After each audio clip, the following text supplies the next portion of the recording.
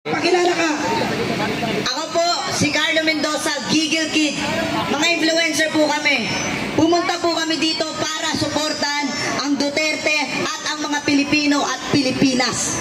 Dahil kitang-kita namin, marami nang lumabas, marami na kami nakita, lahat ng kabataan na apektuhan na. Dahil hindi lang ako ang Pilipino ang naapektuhan, kundi lahat, milyon na Pilipino ang naapektuhan dahil sa droga. Dahil dyan, dahil droga rin ang umasak sa pamilya ko. Droga din ang dahilan kung bakit nagawa ng tatay ko ang nagawa niya sa ate ko.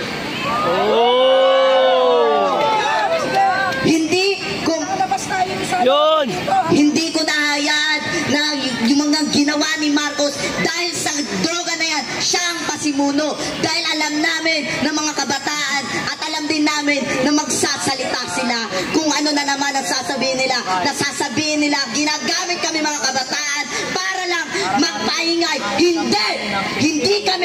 Hindi kami ginagamit at hindi kami papayag na magpagamit. Dahil kami, Pilipino rin kami, naiintindi. Abuti mo ang Pilipinas, pero anong ginawa mo? Kundi na droga na lumaganap sa buong Pilipinas.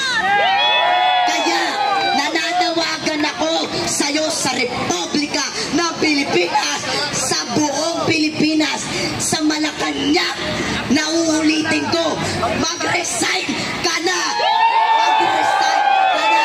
Mga kababayan kong Pilipino, sabay-sabay nating isigaw, mag-resign! Mag-resign! Mag-resign! Mag-resign! Mag-resign! Mag-resign! Mga kababayan, sisigaw natin, Duterte! Duterte! Duterte! Duterte! Duterte! Ito na lang ang sasabihin ko sa iyo, Marcos, lalo na sa Malacanang. Alam namin na akala mo kaming mga kabataan, porket kabataan ay kailangan asikasuhin ang mga pag-aaral. O, alam namin yun. Alam namin yun. Pero bakit ganon naapektuhan di kami? Dahil bakit? Dahil kasama ang pamilya namin sa naapektuhan sa droga na yan. Kaya kaming mga kabataan, hanggat kaya namin lumaban, hanggat kaya namin dahil Pilipino rin kami, hindi kami matatakot sa'yo. Kahit marami ka pang ipadalang militar, dahil hindi kami malulupik ng kung sino man, dahil kami ay Pilipino din. Kaya huwag kang magtaka kung bakit hanggang ngayon nagagalit sa'yo, dahil katulad ng ginawa mo sa isang katulad naming mga Pilipino, lalo na mga kabataan, kung ano-ano na lang nangyari sa mga kabataan.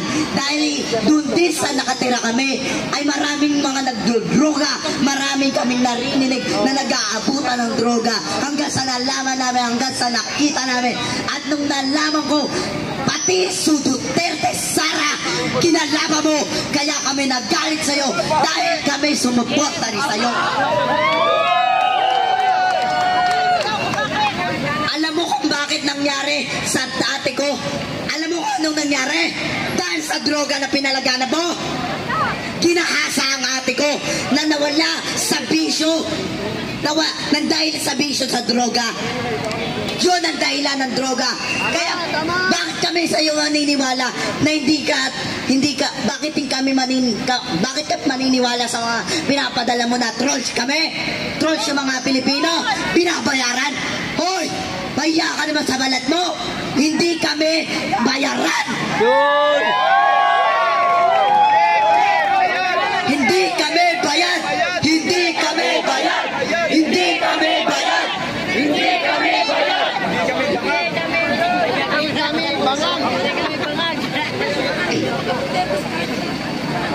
Kaya nananawagan pala ako sa mga Pilipino na nananatili sa bahay, mahiya naman si Marcos. Kahit ano pa ang panakot sa atin, huwag kayong mag-alala. Suportado kayo na buong Pilipino. Lumabas na kayo, mga kapwa namin Pilipino, lalo na mga magulang nyo. Huwag kayong matakot na akala nyo mapapahamak ang mga anak nyo. Kami bahala, lalo na ako magpapatunay.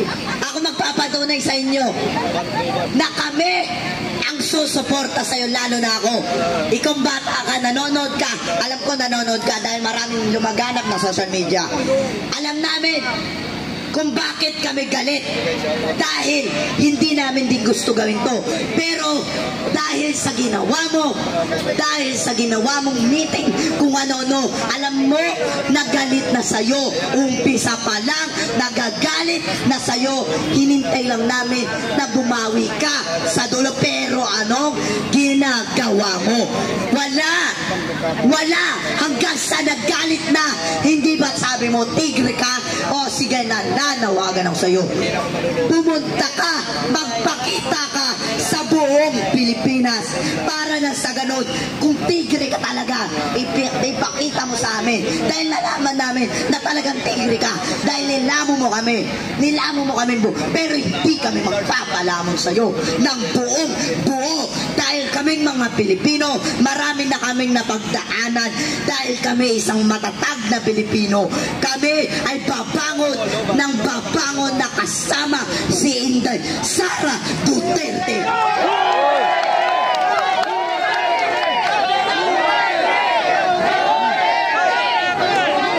Huwag kang masyadong magtaka,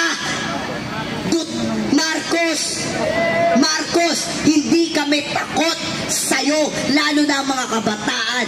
Dahil kami, lalo na ako, palaban kami. Lalo na ako, palaban din ako. Hindi ako nagpapasubig kahit sa kanino. Ako ang isang Pilipino, lalo na ang mga kasama ko, kapwa Pilipino na naghihirap din sa Saudi. Minsan yung iba, nag-uuwi ang para lang magpadala sa pamilya nila. Pero nung napahamak yung pamilya nila, hindi mo ba nakikita na naghihirap din ang mga Pilipino na sa ibang bansa? Hindi mo ba alam yun? Tapos ikaw, nagdodroga ka, pinapalaganap mo. Hayop, grabe ka talaga. Duwag ka. Sara Duterte, Marcos, mag-resign ka na. Kung hindi mo kayang panindigan ang pagiging presidente mo. Lalo't hindi mo naman talaga nagawa, kundi kinamkam mo lang ang pera ng kaban ng Pilipinas. Kaya huwag kang magtago sa mga